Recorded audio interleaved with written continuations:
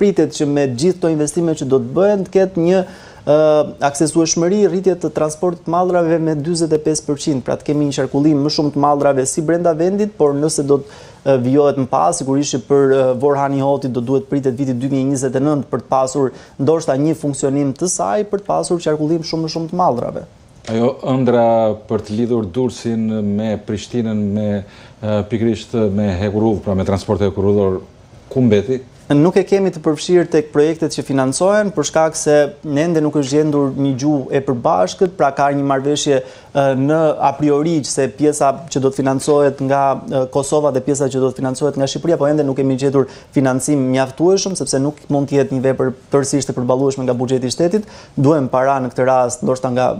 edhe nga Banka Botërore më shumë se sa Banka Evropiane e Investimeve. Mbetet si ide apo? Mbetet si ide, janë kryer studimet e fizibilitetit, por duhet gjendem parat me qëllim realizimin e asaj vepre. Për momentin le të themi ato që kanë prioritet janë këto të cilat i diskutuam pak më herët. Qartë. Po me aeroportet tani, aeroporti i Vlorës kur pritet hapet, ka një ngërç,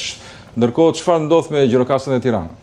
Në fakt aeroporti i Vlorës do duhet të ishte hapur fillimisht për disa fluturime për qëllime turistike që në sezonin e verës dhe më pas të ishte tërësisht nga 1 tetori i vitit 2025 të ishte i aksesueshëm nga të gjithë, do të kishte le themi pothuajse të njëjtat destinacione siç ka aeroporti i Rinasit, por për shkak të disa problematikave në kompaninë koncesionare e cila po kryen investimin, ka pasur disa vonesa, ndërtimi i hangareve nga një kompani italiane që duhet të bëhej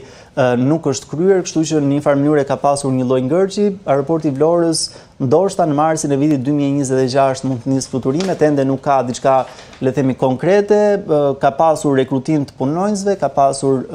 pothuajse punimet janë përfunduar, por ende nuk ka një datë zyrtare se kur do të nisin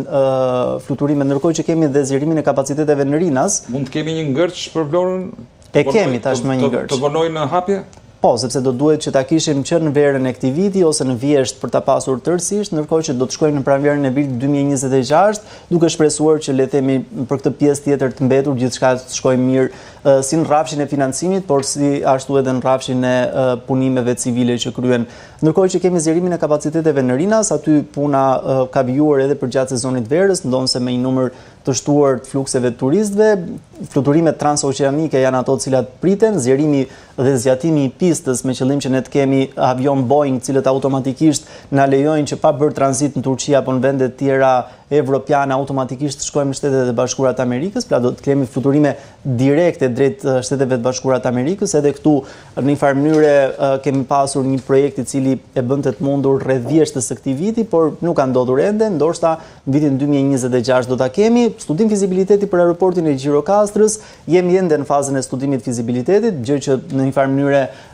është një studim i cili përfshin edhe rrafshin ekonomik, sa i leverdisshëm është investimi në këtë aeroport, të paktën nga deklaratat të cilat për momentin ka qenë vetëm politike është thënë që është i leverdisshëm, pra ka qytetar mund të operojë veçanërisht si aeroport sezonal përgjatë periudhës së verës, ndërkohë që për pjesën tjetër të vitit të mos jetë i tillë, pra të jetë vetëm për një periudhë të shkurtër, ndërkohë që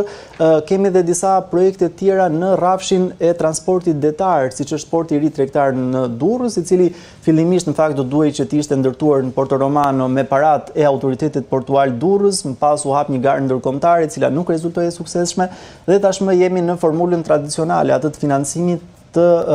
gjithë veprës me buxhetin e shtetit.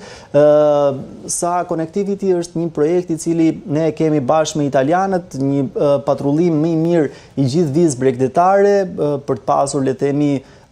parandalim të gjithë trafiqeve të lëndëve narkotike, por edhe të gjithë shkaje tjetër të palishme. Green Road po ashtu është një projekt i Bashkimit Evropian, i cili në një farë mënyrë do të financohet edhe nga paratë e buxhetit të shtetit, por përgjithsisht le të themi janë vazhdimet projekteve të cilat kanë qenë